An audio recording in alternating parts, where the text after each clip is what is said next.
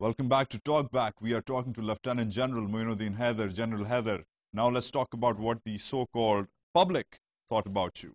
In dawn October 2001, in a op-ed piece by a contributing writer, it was written, Interior Minister Moinuddin Haider is on record recognizing this menace in its various forms and manifestations. He has also made promises to bring all extremist sectarian activity in Dini Madaris, religious seminaries, and other centers of congregation within the discipline of law.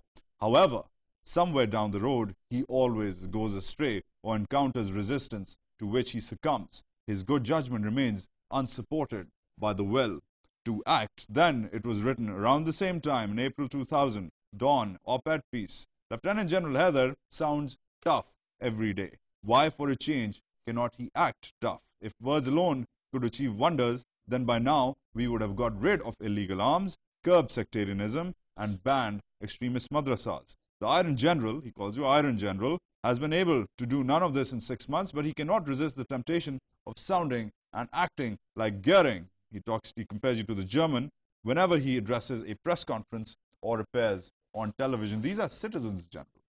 These are not, this is not the president talking about you and you have to listen to it. These are people contributing the ideas to papers. All right. Now, this was early in my... This is early in your tenure. In your tenure, we were making plans. You don't go into action blindly. You have to strategize. You have to, go in an organized manner. But go down the line 1.5 years. I had very good dialogue with the madrasas. They said we're going to introduce, other subjects. I said you have to register all foreign students. They agreed. And, we made many such, arrangements with the madrasa people by several dollars which used to happen in the education ministry. Number 2, down the line, I banned sectarian parties. Down the line, I banned jihadi parties. Down the line, I carried out deweaponization. The ever serious deweaponization in the country, 286,000 weapons taken out. You compare this with, other places where in NATO or in Northern Ireland or in South Africa. This is an extremely good performance. And let me tell you, I have banned all these parties and they're banned till today. But you're saying wait 1.5 years after exactly around that time period in May 2001.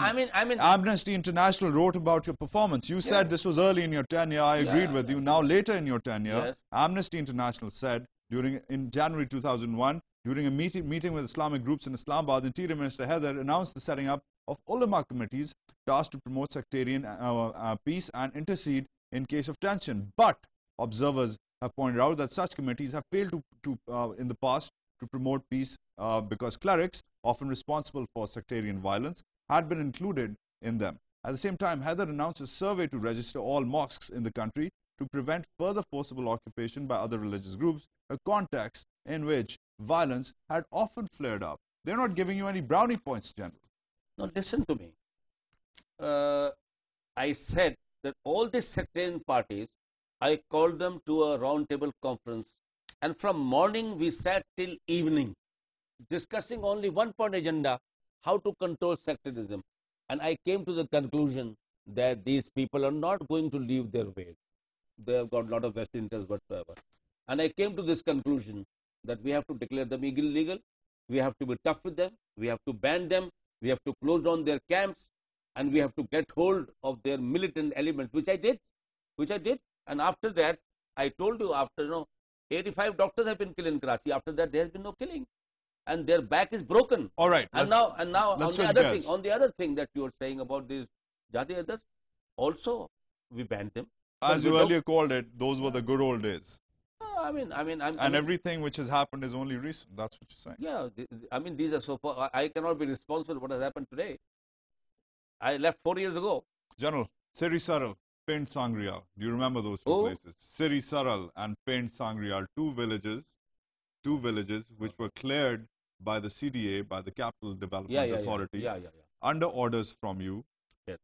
Villagers were killed. Do you take responsibility? Is that development? Now, please, I want to explain the situation. This is, I think, D12 sector, which had been allotted to people. They had paid their money, I think, 15 years ago. And they always used to come and tell me there is no development going on there. You have taken money. Why don't you develop this area? So we told the CDA to make a plan to develop that. And whenever bulldozers went there for the first time, people started shooting at them. And later on, we came to know that these people did not belong to those villages. They were brought from suburb areas by the land mafia people. Your name appeared in another article, Unwarranted Protection from Cops in Dawn. Your name appeared, your name along with your son's was mentioned. This was 4th October 2004, after you had served as Interior Minister. The article claimed that both you and your son were receiving police escorts, even though you were not entitled to it. The article went on to analyze the fact that was because of ex-officios, ex-hotshots, ex-big shots like yourself, who were still entitled, who were not entitled really, but who were still getting police protection that the rest of the city was suffering. Now this escort, when I was leaving the Interior Ministry, the President told me that you're in the hit list of many of these militant parties in Pakistan because you took very strong policies and you tried to clean the landscape of Pakistan, and you're under threat and I am concerned about your security. He offered me to go as ambassador abroad. I said, no sir, I like to stay in my country.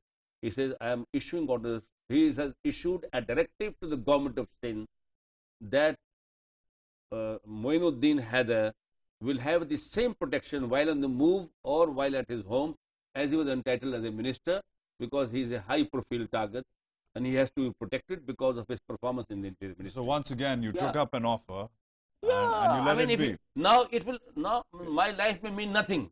My life may mean nothing to you or to me, but you know, ex-Interior Minister, it makes a news, it doesn't look for the country.